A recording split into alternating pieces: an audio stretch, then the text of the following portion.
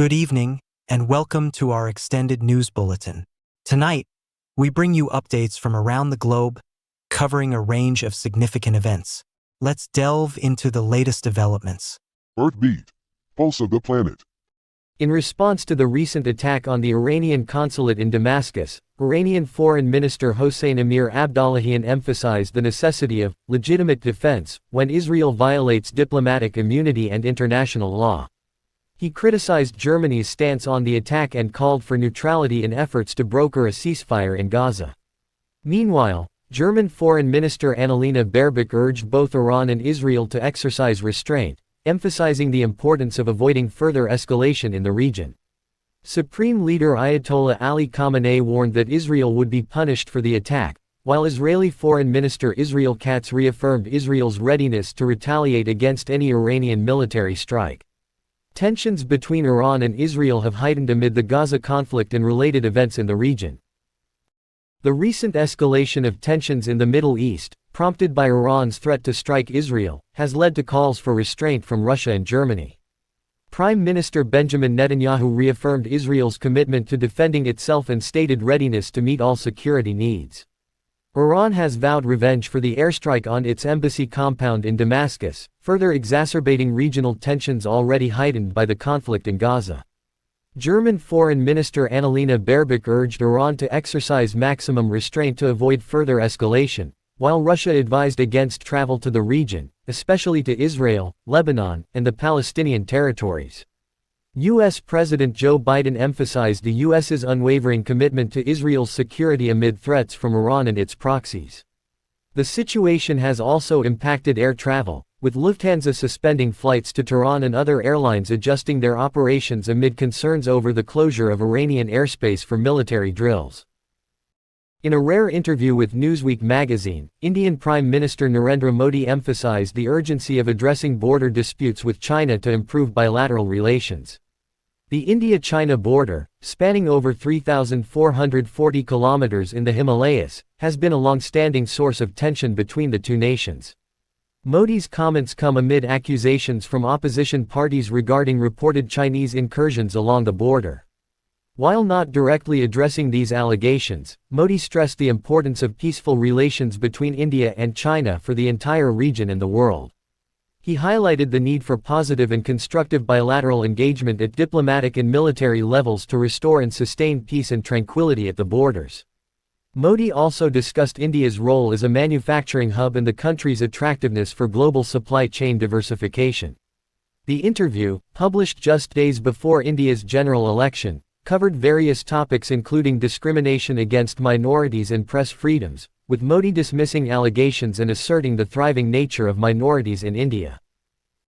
The civil war in Myanmar has precipitated a severe economic crisis, with the middle class shrinking significantly and poverty escalating across the country, according to a report from the United Nations Development Programme (UNDP). Over the past 3 years, the middle class has halved in size, while nearly half of the population lives below the national poverty line of 76 cents a day. This economic downturn marks a stark contrast to Myanmar's previously promising trajectory as one of Asia's emerging markets. The conflict, sparked by the military seizing power in 2021, has led to widespread suffering, with daily life becoming unbearable even for those not directly involved in combat. The economic repercussions are profound. The Myanmar currency has plummeted in value, hundreds of thousands of workers have left the country, and wages have stagnated amid rising commodity prices. Many individuals have lost their livelihoods due to workplace closures or destruction, or because they have been forced to flee the violence. Areas of intense conflict, such as the southeastern state of Kaya, have seen household incomes plummet by half since 2021, pushing residents into dire poverty. Despite claims by military leaders of economic recovery, Myanmar's GDP contracted by about 18% in 2021, exacerbated by the effects of both the coup and the coronavirus pandemic. Conflict-ridden regions are experiencing the deepest suffering, with many residents unable to meet even basic survival needs. The military continues its campaign unabated, relying on illicit businesses and resource exploitation to finance its operations. As a result, the plight of ordinary citizens in Myanmar is expected to worsen further, with no end in sight to the ongoing conflict and economic downturn. Australia's Foreign Minister Penny Wong has weighed in on the escalating tensions between Iran and Israel, urging Iran to refrain from further escalation. In a statement on social media platform X, Senator Wong revealed that she had a conversation with Iran's foreign minister, during which she emphasized the importance of Iran using its influence in the region to promote stability rather than contributing to further escalation. The tensions between Iran and Israel were sparked by an airstrike on the Iranian consulate in Syria nearly 2 weeks ago, which resulted in the death of a senior Iranian general and 6 officers. While Israel has not claimed responsibility for the attack, Iranian officials have vowed retaliation. Israeli Prime Minister Benjamin Netanyahu has asserted that Israel is prepared for any scenario, stating that the country will defend itself both defensively and offensively against any threats. Meanwhile, the United States has issued warnings to Israel regarding Iran's purported plans for a significant attack.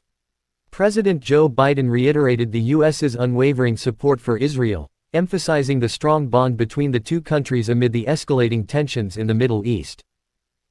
The Wall Street Journal reports that there are concerns among U.S. officials that most of the Israeli hostages held by Hamas may have died.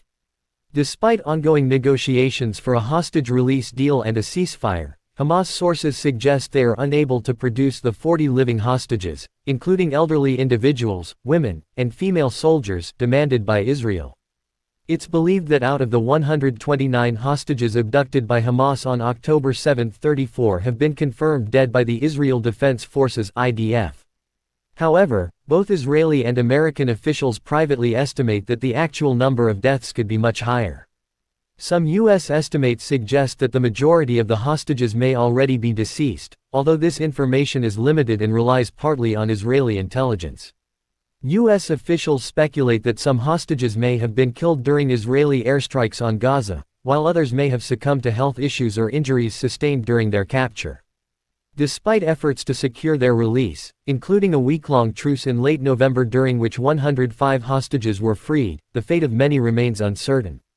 In addition to the hostages taken in October, Hamas continues to hold the bodies of fallen IDF soldiers Oren Shal and Hadar Golden since 2014. As well as 2 Israeli civilians, Avera Mengistu and Hisham al-Sayed, who entered the Strip voluntarily in 2014 and 2015, respectively. That concludes our special report. We will continue to follow these stories as they develop. Thank you for watching. Good night. Subscribe for further